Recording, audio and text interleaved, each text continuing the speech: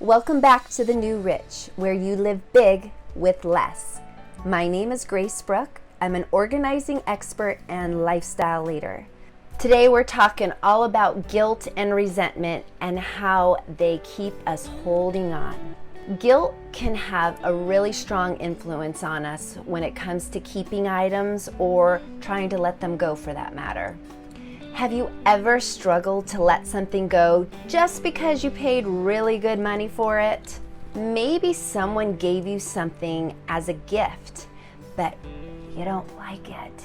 And so you feel the guilt from thinking about letting it go. So you end up holding on.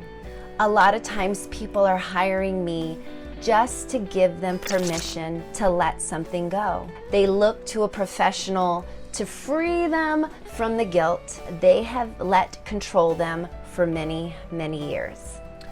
Or what about all the memories that the possessions may hold? It could be a good memory, it could be a bad memory, but guilt will keep us feeling obligated. What about resentment? Have you ever felt resentment for needing to keep something that you didn't want? Maybe it was a piece of furniture that your in-laws left behind or something your great aunt left you. Maybe it's that set of glassware that your mother insists you hold on to and she wants you to keep it now and store it. Or it's the boxes of old CDs, vintage t-shirts, and really cool memorabilia that your adult children have left behind in the spare bedroom, garage, or even the basement.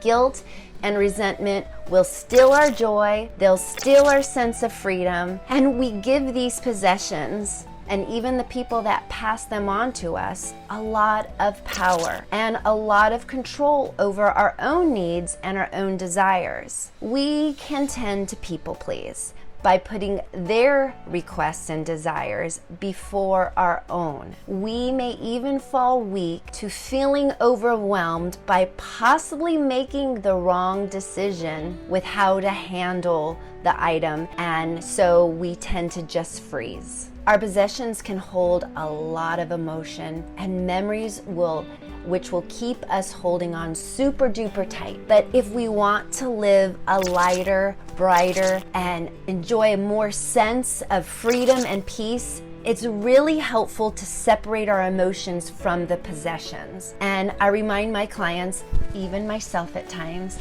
that our stuff cannot love us back.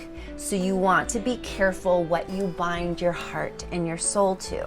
Another thing to keep in mind is that everything is temporary. Our possessions can disappear in a blink of an eye without notice, just as it did for thousands of people in my community back in 2017 when we experienced devastating fires. My community, along with many friends and many loved ones, lost irreplaceable treasures and a lifetime of accumulated belongings. Many are still recovering from this very traumatic event, while others have realized that it was just stuff and that now they feel the relief of not having to make these really tough decisions at some point later in their life. They're now mindfully living a much lighter and more minimal lifestyle. Now, I personally love Brene Brown. She's the researcher and storyteller who has spent 2 decades studying courage, vulnerability, shame, and empathy. And when it comes to resentment,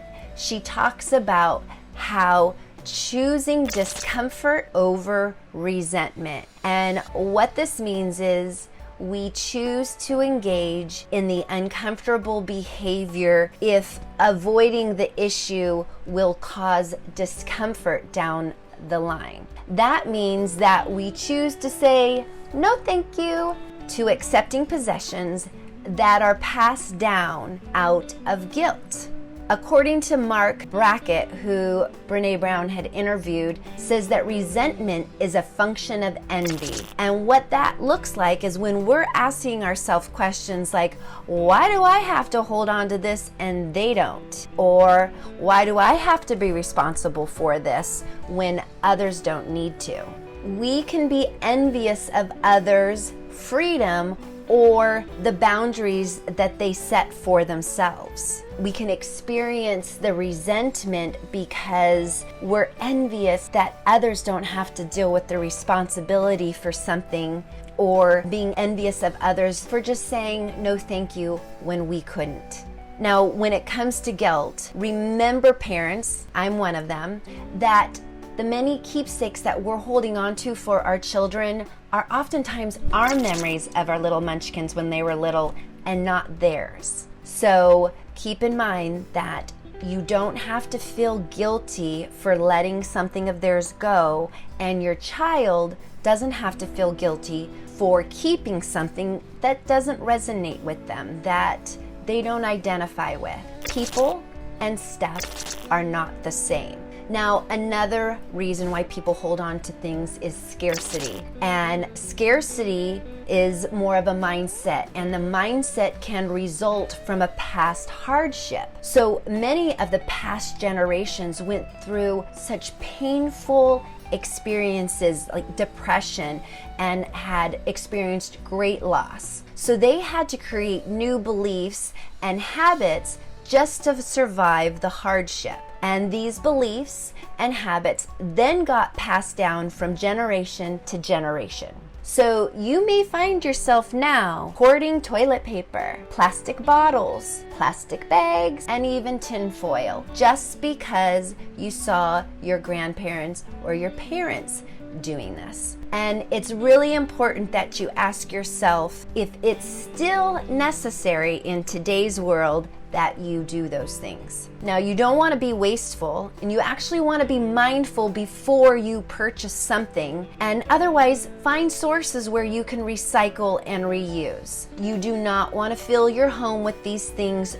just out of guilt or a learned habit that past generations needed to do just to survive. So what do you do with the memories that you do want to keep? Well, honor those memories. Don't keep them stored in a box, covered in dust in the back of your closet. You want to take them out, display them, take photos of them, and then create a beautiful collage on your wall with the photos. You do not, I repeat, you do not need the physical item in order to honor it. Now, if you do not love it, if it does not bring you joy, and it does not serve a purpose, let it go. Let it go to a new home. Free yourself from that item. Now, what do you do with the things that you're not sure of? Well, create a maybe box. And you want to set a time frame, maybe 2 to 3 months, and then you're going to go back and readdress what is in that box and see if it's something you still love and enjoy. You want to think of the freedom that you will feel by letting go. The positive feeling can lead to more joy and more peace than holding on to an item and the negative feelings of guilt and resentment. So do me a favor again, please like this video, subscribe to my channel. I will be so grateful for your support. I would love to see you back for my next adventures in the new rich, where you can live big with less.